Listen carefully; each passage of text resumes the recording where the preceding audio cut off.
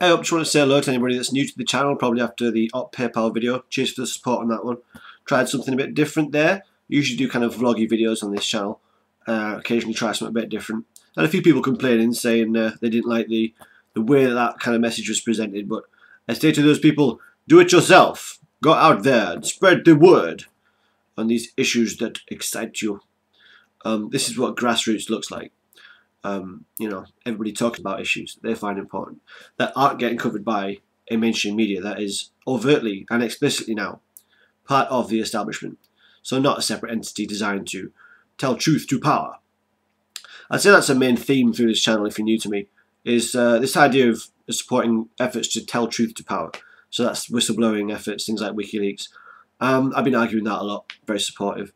Not a sycophant though, I don't think. You know, I've criticised Assange and the way that he's taken on the lion's share, or pretty much all of the kind of public figure face of WikiLeaks. I've argued that it might be better to share that kind of burden. But so this channel, yeah, there's a lot of that whole telling truth to power malarkey. I like it. It's good stuff. A couple of things recently in the news that I've seen that I want to just kind of bring to the attention of those that have argued against me on these issues. You know, those that might say Bradley Manning is a traitor, for example, or this kind of thing, looking with disdain on those efforts to tell truth to power. Because these governments, these entities, this power structure that people have defended in the past, are not interested in, you know, fighting corruption and exposing wrongdoing within their own midst. They're not in support of that, contrary to their campaign promises. And this was proven really in Technicolor by the collapse of the case pertaining to Thomas Drake. Thomas Drake was an NSA whistleblower that went through the proper channels for 3 years, was tasked with an investigation into corruption within the NSA, and uncovered a pretty significant amount of illegal goings on within the NSA. He tried for 3 years to take these problems to the proper channels to get dealt with, and instead they took him to court and charged him with 10 counts of being the enemy of the state. This is under the 1917 Espionage Act, the same act that they were trying to pin something on Manning and Assange with. But the case against Drake collapsed from these 10 counts of being an enemy of the state all the way down to a misdemeanor, which carried no jail sentence, no fine, nothing. It wasn't reported on much. That's a big win for whistleblowers. But there was another important whistleblower case last week, and that was the case of Bunnatyne Green. She was a lady who basically exposed problems with a sole source contract related to the invasion of Iraq.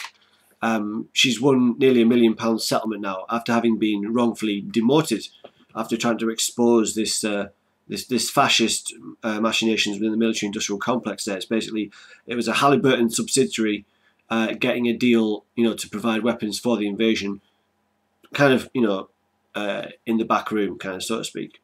Not open to the market, not open to the usual kind of bidding that would go on between companies for contracts. This was basically, in essence, a fascist development there that has been, that Bunnatyne Greenhouse went to expose. For her efforts, she got demoted.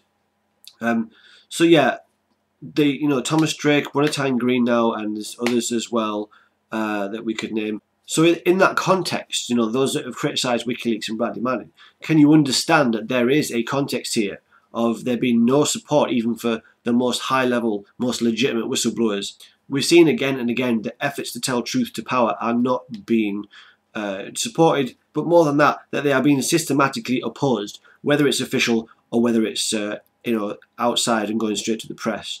So I would just really hope that those two developments, the Bunnatyne Greenhouse situation and Thomas Drake situation, you know, those that have argued against me, those that say Bradley Manning is a traitor, can you please see that there is no distinction being made whatsoever between these different types of whistleblowers? Okay, they're not interested in having truth told to them. They are only interested in saving their own backs, saving face. It's a context that I'd hope even my people that have disagreed with me a lot on this stuff would acknowledge, even if you still can't bring yourself to supporting WikiLeaks as an entity, which in itself I would see is a bit ridiculous, because there's really no substantive difference between what WikiLeaks does and what the press has traditionally done for hundreds of years, which is to be the recipient of leaks from within power structures. That's been a staple function of the press. It's not new.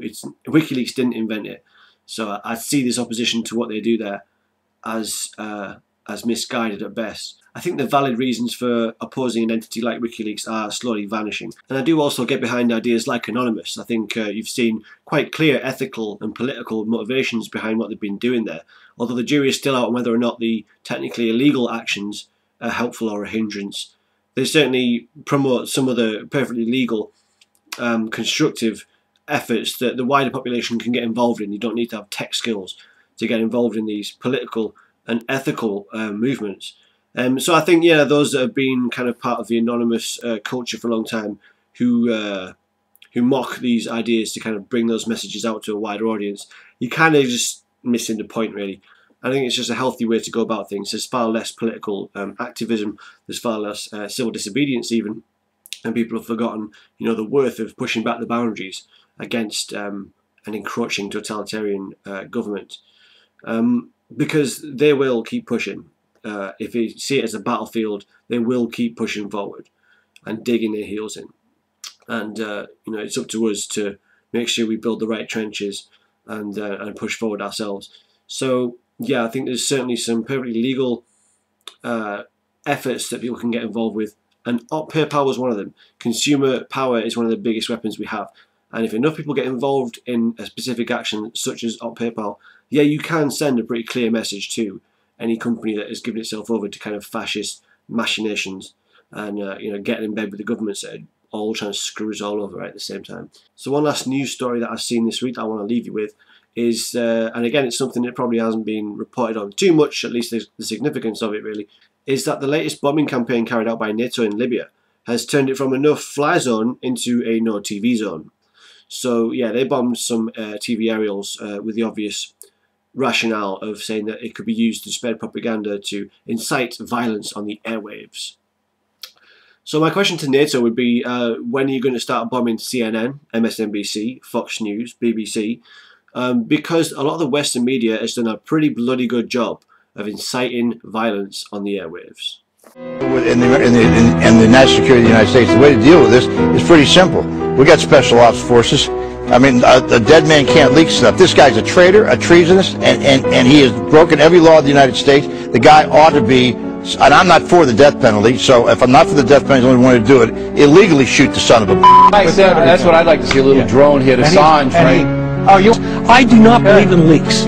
I would execute leakers. They're betraying our country. People, I think, are besotted with the idea that this is a follow-up to the Pentagon Papers, a great liberal icon about free speech. This is not about free speech. This is about espionage. This is cyber warfare. And Assange has to be treated precisely that way, as an enemy combatant intent on harming the interests of the United States. The head of WikiLeaks is not a particularly credible source in my mind. He is a, to my mind, he's a criminal, and he ought to be hunted down and grabbed and put on trial for what he has done here.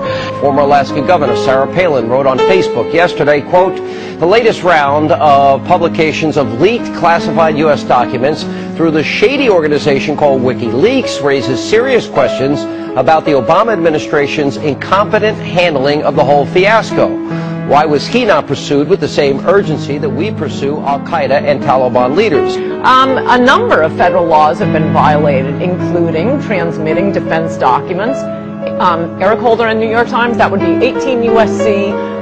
793E. The acceptance of theft of stolen government property. There are a number of statutes that provide serious penalties, that one up to 10 years in prison. The first one on transmitting defense documents, you have to show that it harmed national security. Here's what I don't understand. I think that's undisputed. I think Mr. Assange is actually waging political warfare, too. He's not using weapons, but he's not using purely soft things either, like words. He's using information, wielding information against us, if you will. That, to me, is what political warfare is. I think the man is a high-tech terrorist. He's done enormous, Assange. Yeah, he's done enormous damage to our country, and I think he needs to be prosecuted to the fullest extent of the law, and if that becomes a problem, we need to change the law. Information warfare is warfare, and Julian Assange is engaged in warfare. Information terrorism, which leads to people getting killed, is terrorism. And Julian Assange is engaged in terrorism. He should be treated as an enemy combatant. WikiLeaks should be closed down permanently and decisively. How is it that the WikiLeaks guy remains free? Now, I'm sure you've seen the story that the United States government has just seized and shut down 75 domestic websites in America, 75 domains, because they're guilty of copyright abuse or infringement or some such thing. Now, the WikiLeaks website's international law, so we just can't unilaterally shut the guy down, but you know, back in the old days when men were men and countries were countries, this guy would die of lead poisoning from a bullet in the brain.